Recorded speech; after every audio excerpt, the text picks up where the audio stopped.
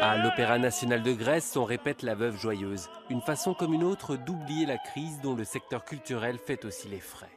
Le budget de l'opéra a été réduit de 40%. L'an dernier, il disposait d'une enveloppe de 14 millions d'euros, soit environ un dixième de celui de l'Opéra Garnier. Première conséquence de cette nouvelle austérité, les salaires des artistes ont chuté de 20%. Désormais, c'est leur survie même qui est menacée.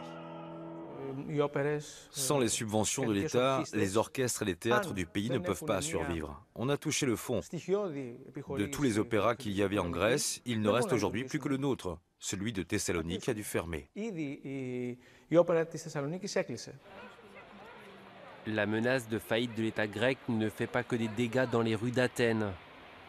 Pour l'instant, grâce au tourisme, pas de fermeture de musées à déplorer. Avant la crise, théâtres et artistes indépendants ne bénéficiaient d'aucun soutien de l'État. Le Parlement veut encore réduire la maigre enveloppe culturelle qui représentait jusqu'à présent 0,7% du budget national.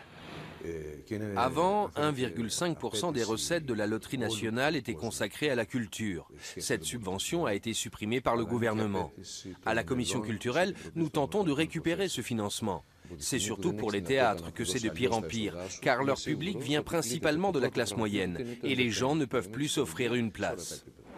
Afin que la crise ne transforme pas l'art en luxe, certains artistes cherchent des solutions. C'est le cas de Giorgos Georgakopoulos.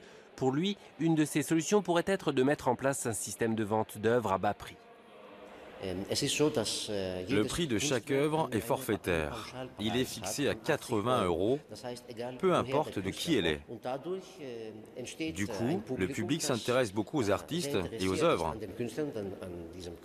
De cette façon, chaque année, près de 2000 œuvres de 150 artistes différents peuvent être vendus. Pour un certain nombre d'artistes, la crise pourrait aussi relancer la créativité.